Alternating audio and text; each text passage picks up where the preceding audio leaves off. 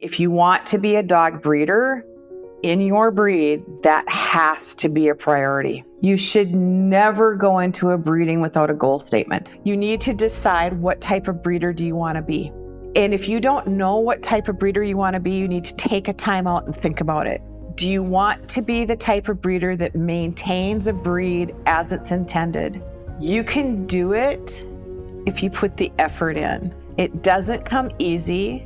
And the more effort and time and hours you put into understanding your dog in your first breedings will just make life in the future so much easier.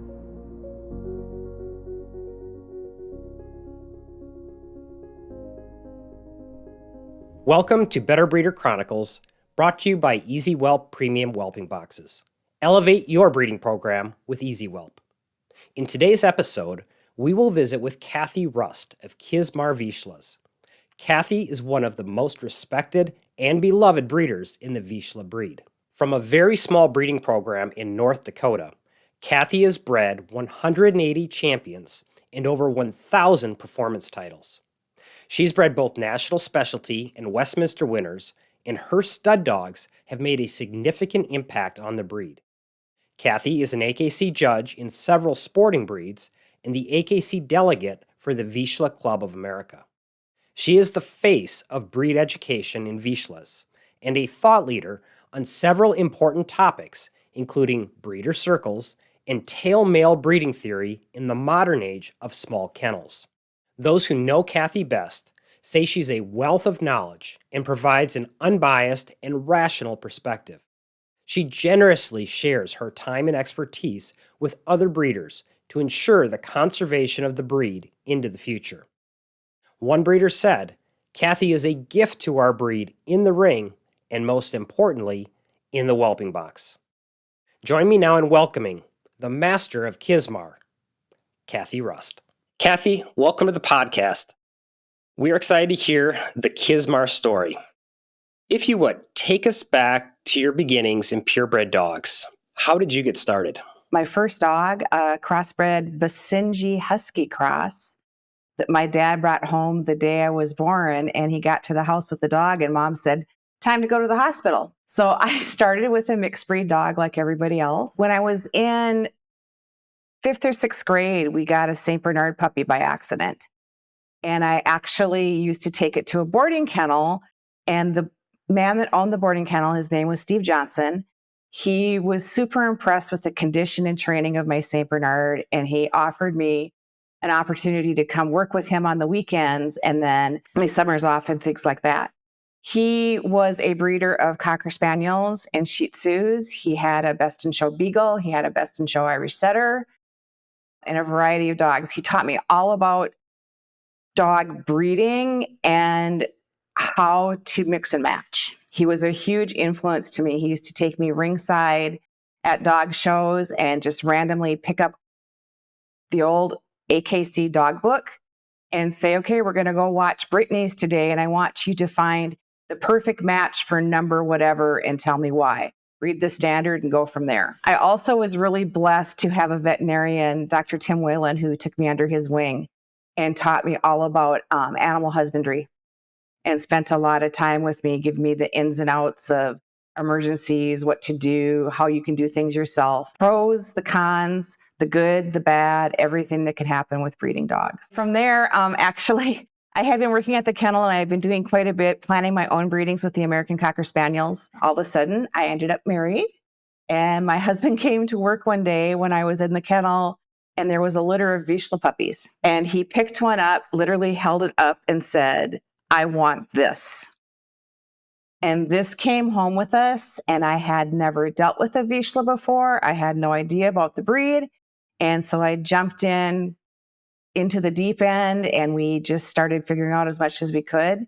And I knew that I wanted to start breeding them. What a neat foundation you already had for jumping into a new breed and knowing how to go learn them and learn how to breed them. Steve was very much a true, I want to say he was more of a old-fashioned, dogs had to prove their worth. If they didn't make the cut, they were gone.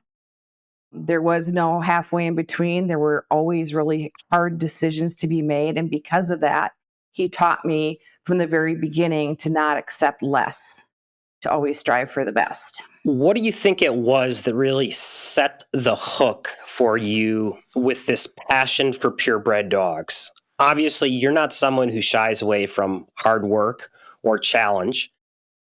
What was it that just really drew you in? I would say that when I was young, I was also a competitive figure skater and always striving to do better and learn more and to do the best.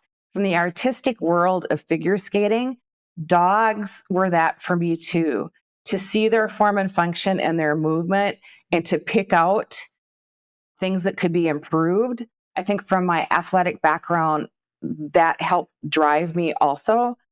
But I knew that there was this written standard. I'm a scientist at heart. I have an artistic side to me also.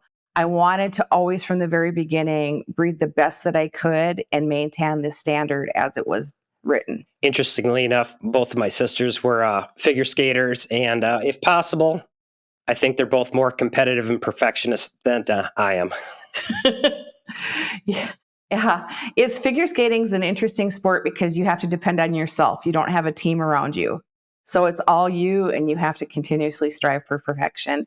And I took that with me into the military and also into dog breeding. So as you took your purebred path down the Vizsla breed, who were the early mentors for you in that breed specifically? The very first thing when I started, I researched the breed right away because the dog that we originally got, she was average. She obviously wasn't a show dog. She wasn't a thing. I did as much research as I could, and I came across a male sire. His name was Rotkoff Supercharger, and I loved all of his offspring. Every time I would go into a magazine or look at the National Breed Club catalogs, I'd come across his offspring and I thought to myself, I need a son from him. So I contacted his owner and she directed me to Diana Jones, who had just bred to him. And Diana sold me a very, very, very lovely male. And she introduced me to many people in the breed, breeders that had been around since the 60s and 70s that had wonderful breeding programs. And I just started asking questions. And I was super blessed that the founders of our breed allowed me to get dogs from them. So I would say that Diana Jones introduced me to the breed, but my true mentors were Bev Wanjan of Rust of Vizslas in California, Betty and Hank Rosanek of Rebel Rouser Vizslas out of Nebraska, Linda Kelly Oakleaf, Shelley Coburn with Golden Empire, and Joy Lyons with Lyons Vizslas. All of them played a significant role on teaching me the ins and outs of the breed and the past history. So Kathy, in researching your story, one of the things that I felt was most impressive about you was the sheer amount of study that you have put into basically every facet of your life in purebred dogs, whether it be researching bloodlines, researching stud dogs, researching everything to learn it, to understand it. That's probably an area that 99% of today's breeders should be dedicating more time to. Can you speak to your approach to researching anything in purebred dogs and how you go about getting the necessary knowledge to move forward? You have to start by truly understanding what you have in your house. With any breed, if you can't pick out and name readily off the good, the bad, and the ugly of each dog in your house, you don't know where to even begin to research other dogs. So to begin with, when I look at a dog, I try to figure out where it came from, what its history is, what its strengths are, what its weaknesses are. And then I try to work from within to outside. And let me explain that. Whenever I start researching, I'm like, what is right in front of me? What is right around me? what is right in the first couple of generations. Who has similar bloodlines to what I have or similar styles of dogs that I have? Who has had the same type of health concerns, temperament concerns, all those types of things. And I try to keep looking at various dogs within the pedigree and who own them, who bred them, who I can reach out to, who I can talk to direct. And from there, I try to pull as much data and information as I can from all public resources, which is wonderful nowadays with websites, online pedigree databases, health research. But the most important thing that I can say is when starting research is hands-on.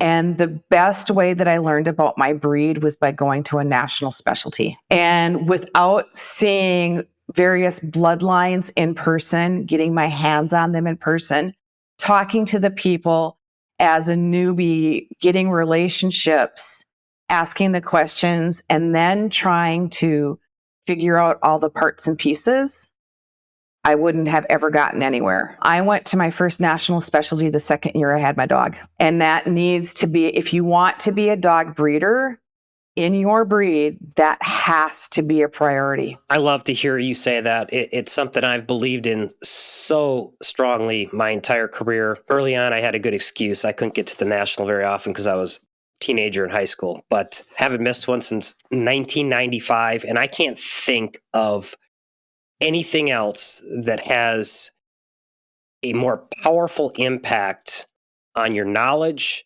your perspective, your understanding of the current state of the breed. And without that knowledge, you are truly breeding from a position of disadvantage. If people would have seen my early catalogs that I bought at nationals and saw all the notes in the margins and questions I had about the highs and the wows and just things I saw about dogs, I never had anybody that could truly explain form and function to me.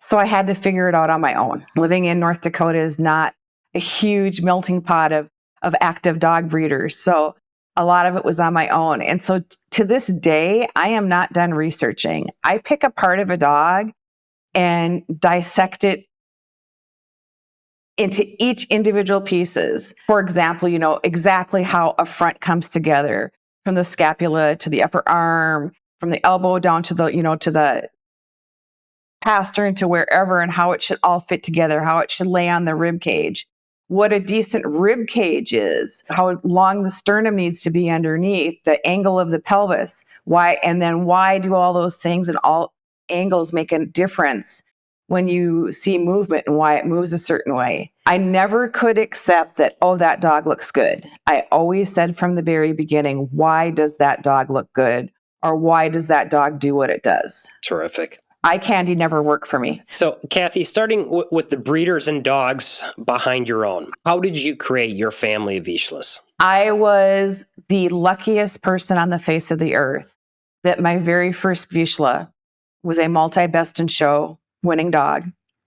Her name was Rust Leather Caveat Calla. She, back in the day, was hard as for an owner handler or whoever to get best in shows on your dogs. She was multi-best in show, multi-specialty winning.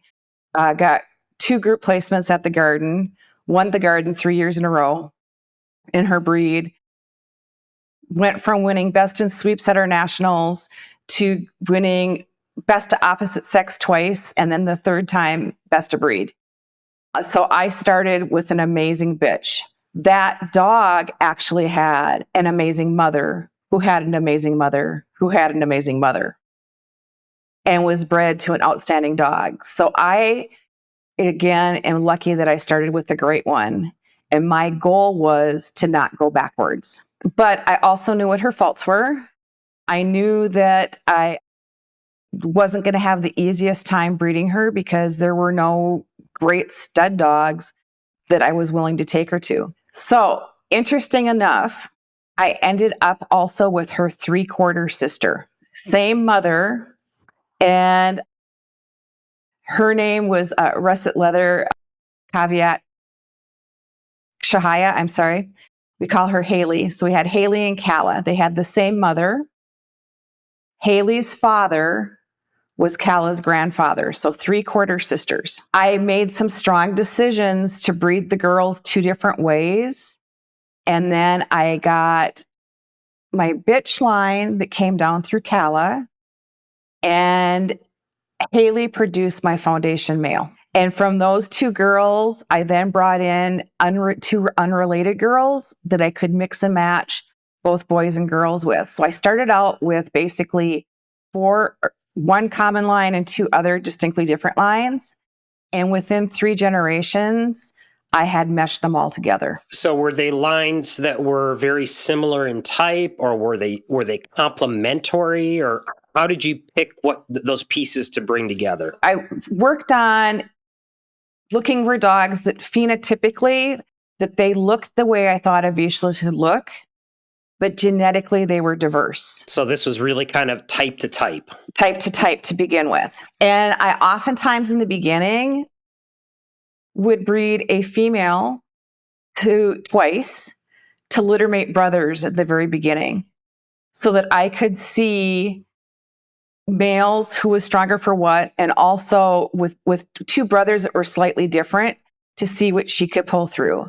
From the very beginning, and this was something that Steve had taught me, you have to identify exactly what you have. And if you go all over the place, you never know. So oftentimes in so many breeds, we're afraid of inbreeding, and everybody says you must outcross, outcross, outcross. I can tell you it takes a lot longer to get where you want to be by just outcrossing than if you breed closer. I have taken through the years the attitude of, tell me why you can't inbreed, and then we'll keep working out until we get to a complete outcross. But you have to know why you can't. And there were times where all of a sudden I got myself into a corner and went, well, that was unexpected, but I learned from it. And then I knew exactly where I had to go out. And every time I went out, I made sure that phenotypically that they look similar in type. Fellow breeders, see what your breeding program has been missing with Easy Whelp modular whelping boxes. From the durable Easy Classic design to the spacious Easy Classic Tall, Easy Whelp sets a new standard for premium design and performance. Their innovative models are developed for simple setup and maximum safety, with features like integrated safety rails to protect your next generation. The smooth, hygienic surface allows for quick wipe downs to maintain a sanitary environment. The new windowed wall option provides the next level of safety, confidence, and convenience. No tools are required for assembly, which comes in handy if time is short in those critical moments. Elevate your breeding program today. Visit easywhelp.com. As your bloodline matured, evolved, did you find yourself using the same breeding theories and strategies, or did you have to start doing other things, either to get what you were after or get away from what you did not want? So those first few generations were kind of all over the place because I didn't know enough about gene pools and stuff to figure out where I wanted to be. And I needed to mix and match and try different lines, especially on the male side, to see what type of dog I was really going after. Once I got a few dogs that were very similar in style and true to type for what I thought a Vizsla should look like, then I started using Lloyd Brackett's formula. And I did that for many generations. Okay. And then I would get to the point where occasionally we'd bop back out. And then whenever I did an outcross, my next breeding was always a Brackett breeding. So, and then for those that don't know about Lloyd Brackett's breeding, take a deep breath because here we go. This theory is, let the sire's sire be the grandsire of the dam on the dam side. So your girl's maternal grandfather, your dam's mother's dad, is the same as the sire you're breeding to's dad. And believe it or not, it works wonders. And when you do that, and you're looking at a Brackett breeding and you're saying, I can't do a Brackett breeding because there is no dog that fits this formula. It's always a really good starting spot, and then you can go farther out. It really did solidify my style, and I could pretty much, after a few generations, look at any litter of puppies and go, oh, I know what to expect from this. Can you share any insights that you might have on your specific selection process and the individuals that you would be looking for in any one breeding to identify them as the ones you want to move forward with versus what might also be equally nice puppies, but the ones you decide, no, that's not the direction we need to go? In today's society, since many of us can't keep a lot of dogs, you should never go into a breeding without a goal statement. Ever, ever, ever. A goal statement keeps you honest in your selection and helps you decide which dog you need to run on into your breeding program. So let's say that the female that I'm looking at has a beautiful top line, has a great tail set, beautiful feet, a pleasing head, but I kind of want just a little bit more lay on of shoulder. I want a little bit darker eye. So maybe my goal statement would be, I want to select a male that can allow me to keep my beautiful top line, my tight feet, my silhouette, but has strongly in his pedigree a darker eye and a better lay on of shoulder. So now you produce those litter of puppies, and right away you see a puppy in there that just totally takes over your heart. And when you put it up on the table and you watch it move across the yard and you're watching it play with the others, you realize that it's got a light eye and it doesn't have that lay on you want. But there's another dog in that litter that maybe has not quite as tight of feet as you've had before, but has that beautiful lay on and a beautiful dark eye. So you have to go back to what your goal statement is, says, I needed to improve on this. I feel that my previous dogs are really strong for those other things and I'm not going to lose it. So I'm going to select this puppy instead of that puppy. Without doing a goal statement, you're going to always select generically and you're not necessarily going to fix anything. You're just going to select probably the best puppy, but is that best puppy still have the same faults that you've been dealing with for 4 generations? So there's always the weighted selection factor. And then the best thing is if you have another dog that's overall good in a lot of things, but not super strong in that area, that might be a wonderful dog to place with somebody else to start their breeding program or maintain some place where you can preserve it for yourself to use in the future. So I would like to learn a little bit more about your most notable dogs and what made them special. You had already mentioned Caveat Kala. Tell us a little bit more about the dogs that really put Kizmar on the map. I co-own Kala, and while she was my first real show Vizsla, I don't say that she was the start of everything for me. One of her litters, she produced Kizmar Caveat Spellbound, who we call Eve. Eve was truly my foundation bitch. She lived her entire life in my home. I made all of her breeding decisions solely. Whereas Kala, I was a co-own with her, so all decisions were made with others' input. But Eve was truly the first bitch that I had that 100% I made all of the decisions on. And so, and some of them, it was interesting because there were a few dogs that I bred her to that people are like, what the heck are you doing? And they turned out to be phenomenal litters. So I would say Eve produced a girl named Muggles, who was a multi-best in show dog, and another dog named Ice. I do want to back up and say this. I have produced 180 champions. Only 28 of those dogs have ever been bred. So of the girls that I chose to be bred, 4 of them are in our all-time top producers. Okay. And produced multiple champions with minimal effort. So I think being super choosy on who you're carrying forward becomes very, very important. And I think the hardest thing is when you're looking at those dogs that made a big difference for you, and I'll get back into a few more of those, is recognizing that while they themselves are good dogs, they may not be strong for what you're looking for in your breeding program. So dogs that are amazing and put your kennel on the map may not necessarily be your big show dogs.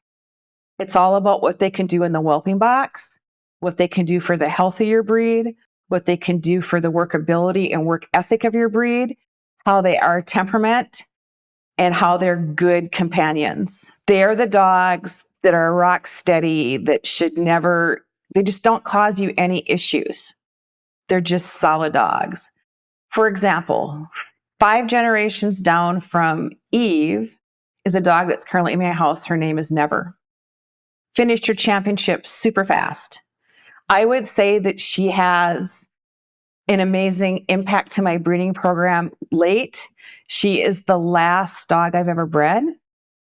She was bred 4 times. She produced 10 puppies in 3 of those litters and 9 in the 4th. And all of them are cookie cutters. And you can't even tell that she's 9.5 years old herself. You can't even tell that she's ever had a puppy. That's what we want in a breeding program. And she's still rock solid. She's aged well. So when I'm looking at dogs that are important, it's the ones that produce the next generation, live a long life, hold up for a long life. I say that they're as important, if not more important, than dogs in the show ring.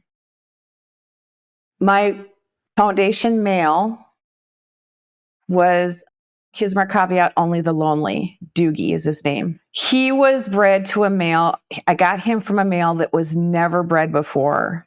And the male was old and his semen wasn't great. And we only got 1 puppy. But that puppy had everything that I wanted in a stud dog.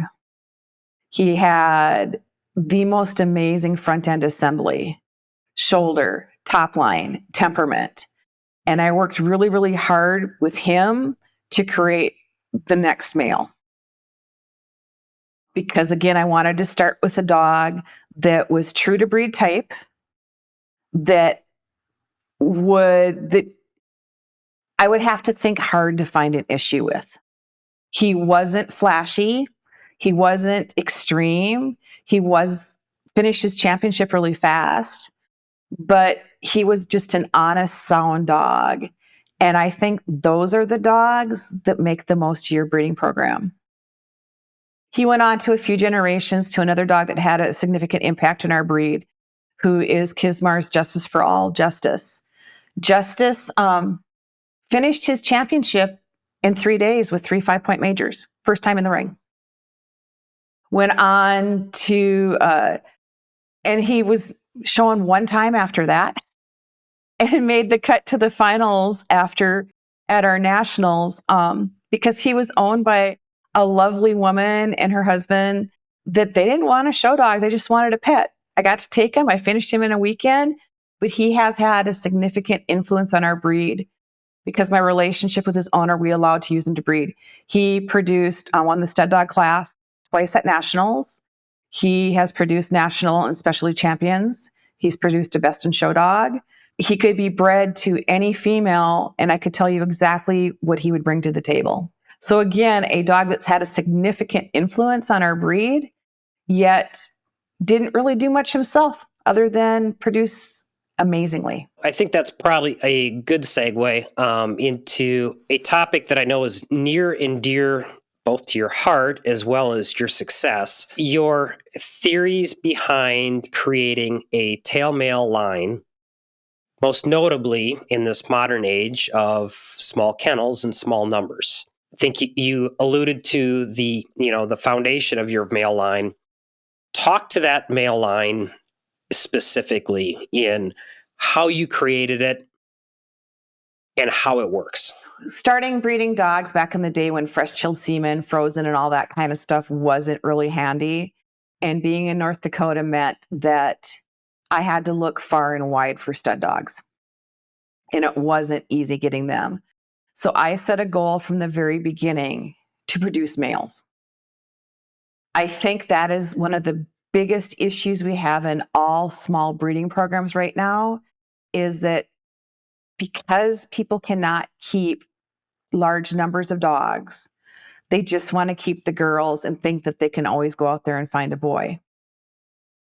Just like in normal livestock, whether it be cattle, horses, pigs, sheep, or whatever, a stud, a sire that can consistently produce with multiple gene pools is better than gold or diamonds. It's amazing. So I set out to create a strong male line that would consistently produce generation after generation, and that I could consistently predict what types of girls would be best bred to them. In my particular breed, I have found that males that are very moderate and close to what the breed standard says, that are not flashy, that are not overdone, that are exactly what our breed talks about, tend to produce really well. So I always thought with every litter that I did, will this litter produce better males or females? I put significant effort into litters that I knew would produce a nice male, and knowing that I couldn't keep that male in my home, to give it or place it in a home where I would continue to have access and make sure that I could use that dog in a breeding program the way that I wanted to breed it. So Doogie was the very first one. And he produced a son whose name was Earl. Earl produced George. George produced Justice. Justice has produced multiple males for a variety of lines. And we go down and down and down.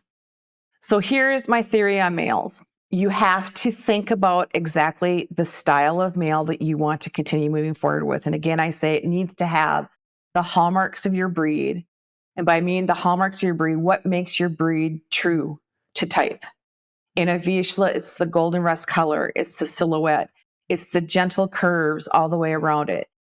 It's amazing side gait and true single tracking coming and going. It's being very light footed without being slight. All those things. When you look at creating the next male, because you do need to think, who is the next male? You want to breed a bitch, hopefully a line bred bitch, back to him that is very similar in style, who comes from an outstanding bitch, whose sire, her own sire, is similar in style to the male that you're breeding to. You want to try to have as much like to like and stability of predictability so that you can say, this is the type that's going to come out. This is the type that's going to come out. This is the type that's going to come out.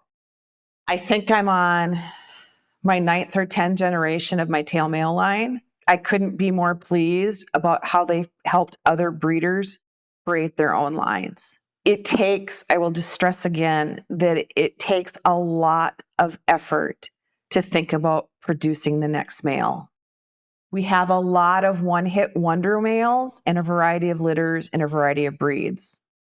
But when you go back and you look at some of my tail males, and that's what I'm saying when I talk about tail males, I'm talking about the very top of the pedigree, a sire, his sire, his sire, his sire. So that line all the way up on the top of the pedigree.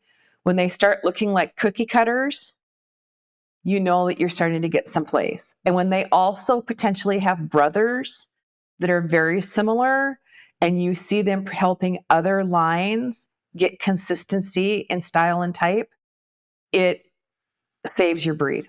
I can't stress it enough. When we don't look at consistency in our male lines, we start losing a lot of type and functionality in our breeds. Here at the Better Breeder Institute, we offer a full suite of digital resources and services developed to educate, support, and promote purebred conservation dog breeders. From free online tools like the Better Breeder Directory and Stud Dog Register, to our growing curriculum of courses, including Website Academy and Business Basics. We offer professional digital services, including email marketing and website design on our world-class Ultimate Breeder platform. Plus, we offer the Better Breeder Certification Program to distinguish purebred conservation breeders who breed to the standard and produce healthy, beautiful, and predictable puppies. We certify breeders who raise the bar with their ethics and breeding practices. At the Better Breeder Institute, we have the missing link to transform your purebred breeding program and achieve your highest goals. Learn more at betterbreeder.org. Kathy, what do you feel was the biggest challenge or setback that you ever faced in your breeding program, and how did you overcome it? The biggest setback was in our breed, we have epilepsy. And I had a very well thought out breeding with a dog that had some lines I hadn't used before. The stud dog owner was an amazing woman with a strong history in actual horse breeding. And we talked it through and we thought this was going to be amazing. In that litter, everything that could go wrong did go wrong. We had seizures, we had hip dysplasia, we had a temperament issue.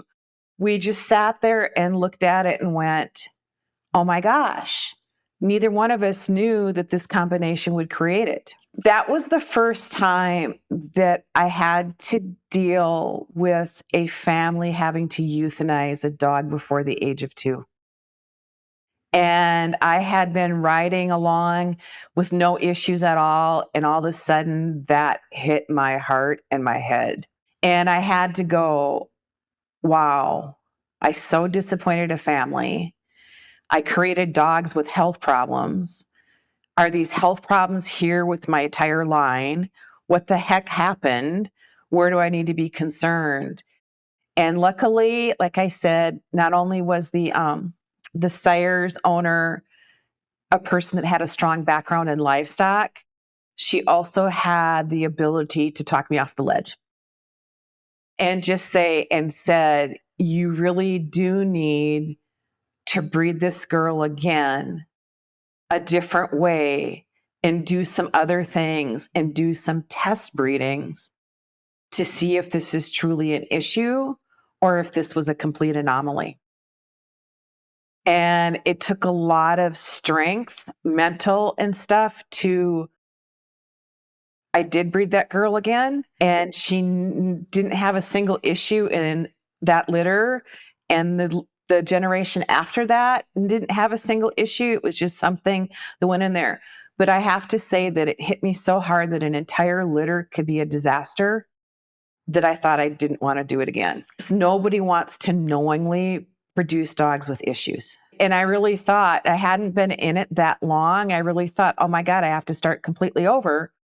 Everything is tainted. And then it was also the finger pointing, because when you tell somebody, yeah, I produced a litter and it had epilepsy in it. Oh, and it had hip dysplasia.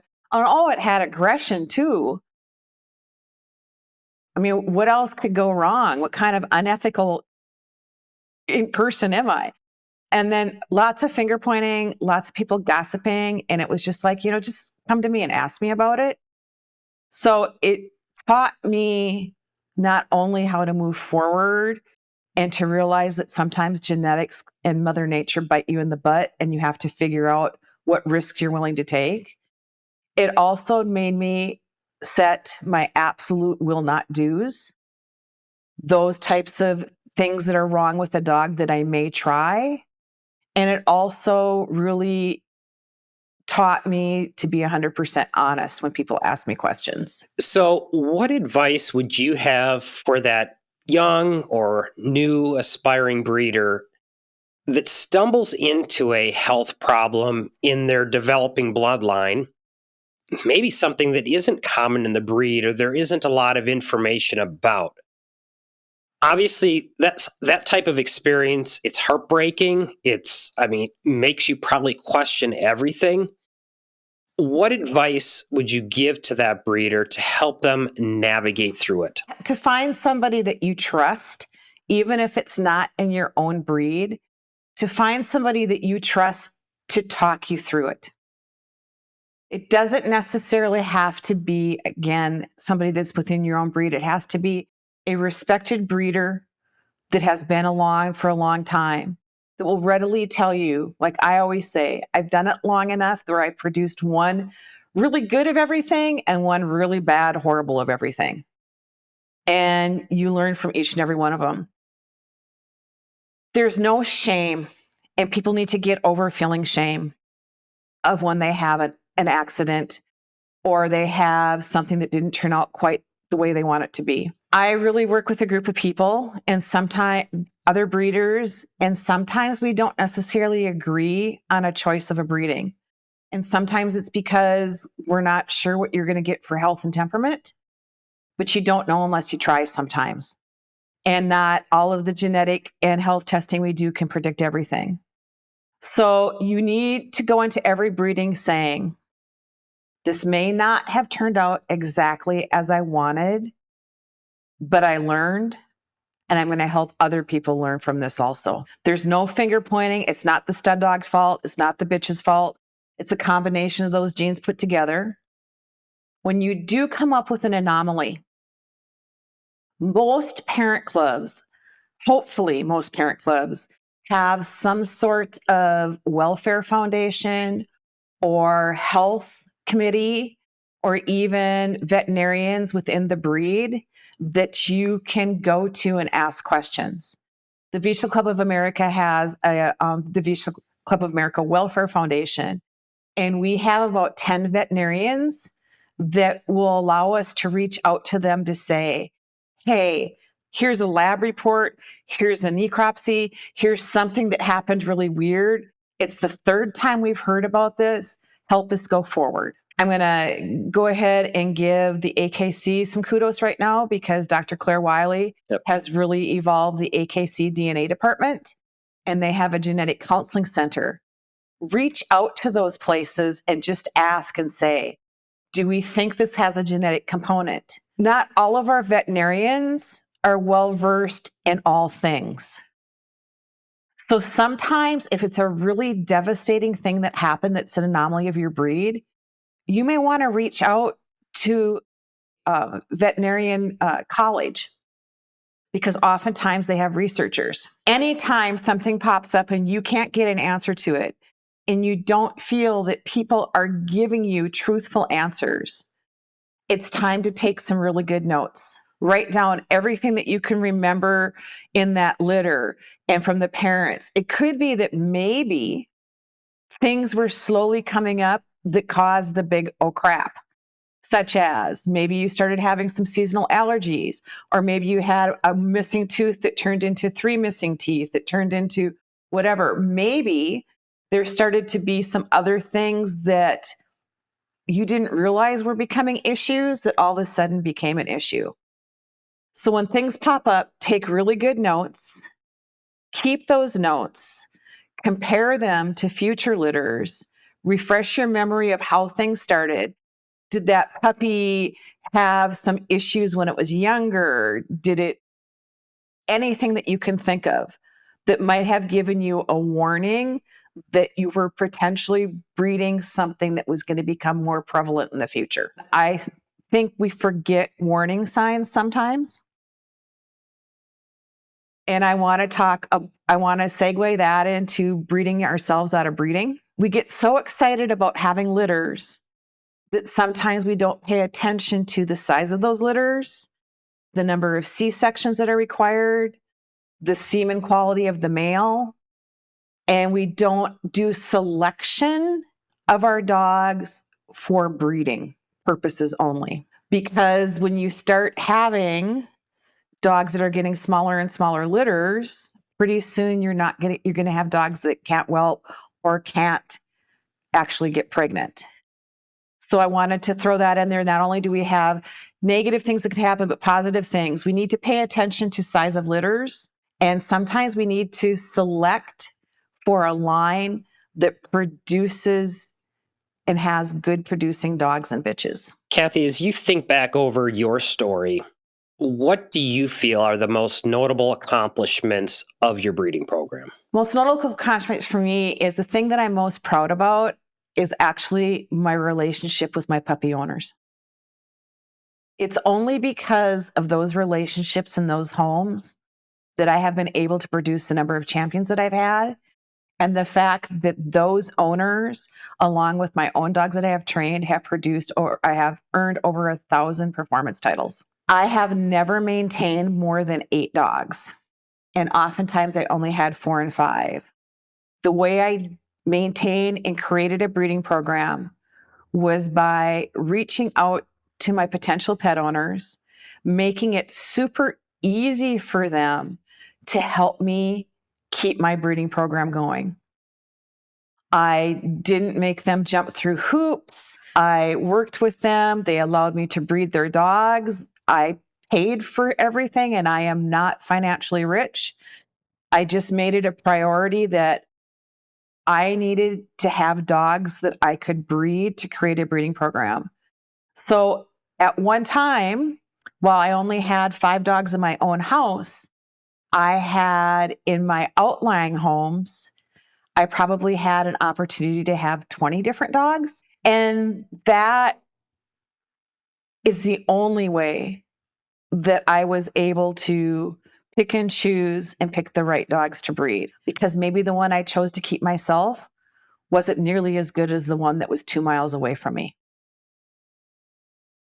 And being honest about that. Elevate your breeding program with Easy Whelp Solutions. Easy Whelp's innovative modular whelping boxes set a new standard for premium design and performance.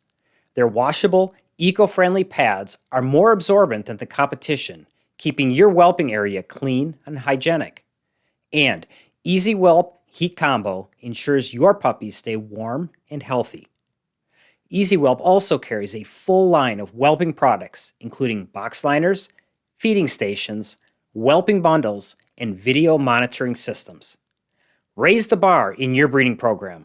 Visit easywhelp.com today. I do want to give you an opportunity to speak about a topic that I truly believe you're the champion of, at least in giving it a name, in establishing it, proving that it could be done, even as many others would say it's impossible. Talk to us about breeder circles, what they are, and how they can impact a breed. Breeder circles are the only way that purebred dogs will reach into the future. So let's go back to, again, all the big kennels are gone. In most breeds, the average person has 10 or fewer dogs in their home. Some of them only have 2 or 3. As I was trying to create my breeding program and I was placing these dogs out in homes, some of those homes actually showed great interest in learning how to show and train dogs themselves and wanted to learn about breeding. It all of a sudden dawned on me that if we created breeder circles, all of us could continue to do exactly what we love to do and expand our genetic influence and create a breeding program we could all be proud of. So a breeder circle is a group of people, and they don't necessarily, with most of them having the same breed of dogs. A breeder circle also contains subject matter experts that are very knowledgeable in breeding and mixing and matching and may come from another breed, but can give you information. A breeder circle is a group of like-minded individuals who are willing to work together to help mix and match their breeding stock so that they can continue to move forward in a positive direction. A breeder circle does not mean that you own your dogs together and you have one kennel name. A breeder circle is a group of people that are individuals first and foremost, but have the same end goals in mind. My breeder circle started with just a few people and now has expanded all across the US. In the Midwest, we had 4 or 5 kennels that every time one of us was going to breed a dog, we would throw it out there and say, here's who we want to breed. We need ideas. This is what we're looking for. Do we have any of those dogs in our own gene pools that can give us what we want? If we don't, does anybody have suggestions on where we should go? Whenever I do a breeding, we would then talk about, I think a dog from this breeding would eventually be able to be bred to one of your dogs to help get you further down the road. You're just helping each other. The other big thing is that you're keeping each other honest. So when I talk about the strengths and weaknesses of one of my dogs, I'll throw it out to my breeding circle friends and say, hey, is this what you think also? Is this what you're seeing? What am I missing? You don't always have to agree, but you do have to be honest and support. As I mentioned earlier, my favorite thing is I will say to somebody, well, that is something I might not have done. I support you. I stand behind you, and we're going to learn something. We need to have a family of breeders in every breed, because not all of us has the next generation that are going to take over our breeding programs. And oftentimes our knowledge dies with us. If we don't start including more people within our circle, who then create another circle, pretty soon we have the Olympic rings. And we have a whole group of people that are talking to one another, that are sharing information, that are sharing in the successes and the devastations that we each face. I can tell you that my breeding circle is amazing. We oftentimes will show up at all the same show together, and we look across the ring and we see our individual kennel names on dogs and we go, wow, look at that. Our dogs are doing amazing. And there have been many, many times where somebody else is the big winner that day, but I helped them get there, or they helped me get there. We all win. And if we don't do it, it's just going to take multiple more generations to get to our final end game. Creating a breeding circle, which started with me placing puppies in homes that I allowed them to just be their pets and they allowed me to play with them, probably jumped me ahead 4 generations in less than 5 years. Because I didn't have to keep waiting for the next dog to see if maybe it was going to work. I had this whole pool to choose from. Kathy, at this point in your career, what do you believe your fellow breeders should be focused on? First and foremost, truly understanding the intent of your breed standard. I think that in the purebred dog world, we tend to go down a slippery slope of the win. So I think you need to decide, and Matt, you and I have actually had this conversation. You need to decide what type of breeder do you want to be. And if you don't know what type of breeder you want to be, you need to take a time out and think about it. Do you want to be the type of breeder that maintains a breed as it's intended? That you want to continue to move forward so that your dog's genes are continuing to do what the original founders want? Are you a breeder that just is breeding to have a dog in its house for the next generation and you really don't care whether it's maintaining or going forward? You just want a really good dog in your house. Are you just looking for that next big winner that's of the style that's winning currently? Are you looking at producing males whose semen can protect the breed for generations in the future? Do you want to deal with people and puppy owners, or you just want to have the occasional casual litter? There's absolutely no right or wrong answer to this, but you'll save yourself a lot of frustration if you decide what type of breeder you want to be. And if you want to be that breeder that continues to breed for dogs that maintain the standard as written, that are healthy, of good temperament, that make great companions, I applaud you. But then if you're going to do that, you need to have the support of other breeders to help you. You can't do it on your own. If you want to be a person that just is breeding for that next dog to play with, you can do that totally on your own without any input. But we need, in the purebred fancy, those breeders that are breeding for the future.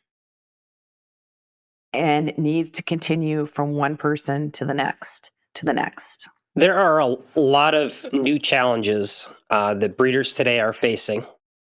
But in light of all that, what has you optimistic about the future of purebred dogs? Optimistic for me is every time I see a purebred dog walking down the street and I talk to those owners, and especially if you know what the breed is and you say, oh, look at you, you have the XYZ breed, and the people are so excited that they have a purebred dog.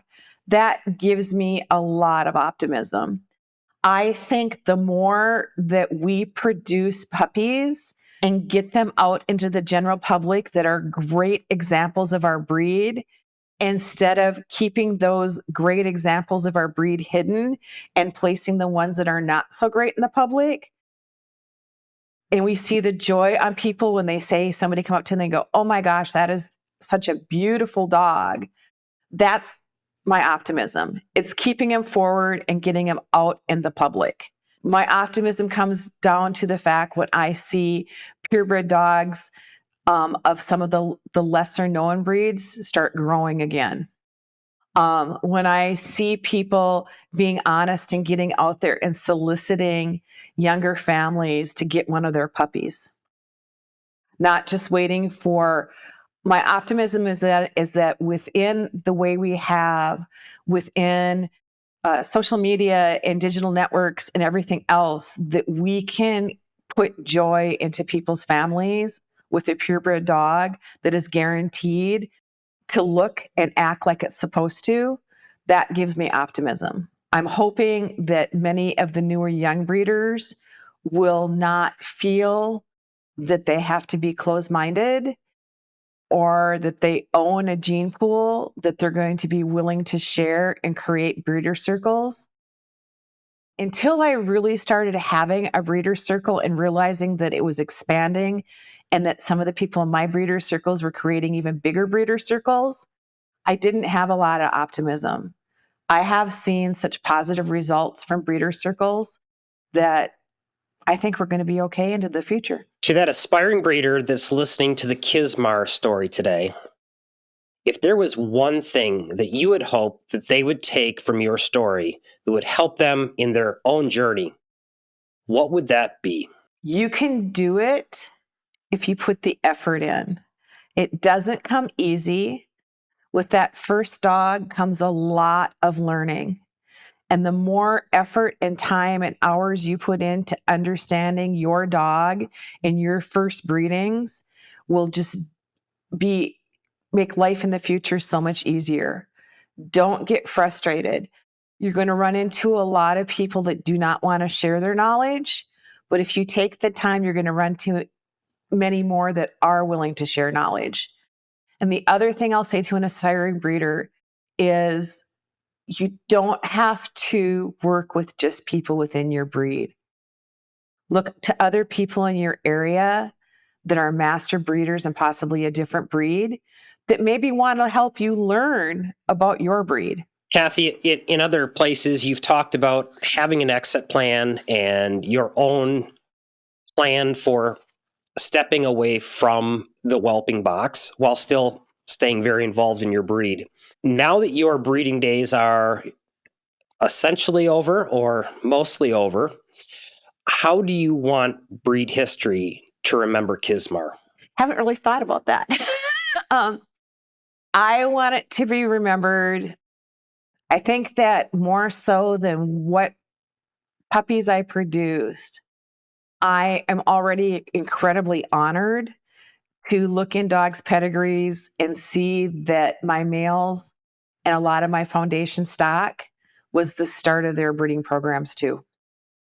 And just like when I first started out and said, I hope someday that I can be like these people, like Russet Leather, like Rebel Rouser, like Oak Leaf, like Lions. I hope that people will say the same thing when they look back in the pedigree and see the word Kizmar. And just remember the amount of time and effort that it took to get there. Kathy, if breeders want to learn more about your dogs and your breeding program, do you have a website or where can they go? Since I'm no longer breeding, I do not have a website. But right now I do have a Facebook page called the Breeder Circle Info. And they can message me on that, and I'm more than happy to talk to them. I also will be hopefully reaching out and doing some more educational opportunities coming in the future. Just reach out on the Breeder Circle info page. That would probably be the best way to get in contact with me. Kathy, thanks so much for sharing your story with us today. I know the audience is going to love it, and I know they're going to learn a lot. Thank you. Thank you. It was my honor. That's it for this chapter of Better Breeder Chronicles. We hope you found the Kizmar story captivating and that it will inspire you to pursue your highest goals in your breeding program. Make sure to click subscribe so you don't miss the next episode. At the Better Breeder Institute, we encourage all conservation dog breeders to embrace your fellow breeders as partners and collaborators rather than competitors and rivals. With the unprecedented challenges we all face today, successful breeding programs can no longer operate on an island.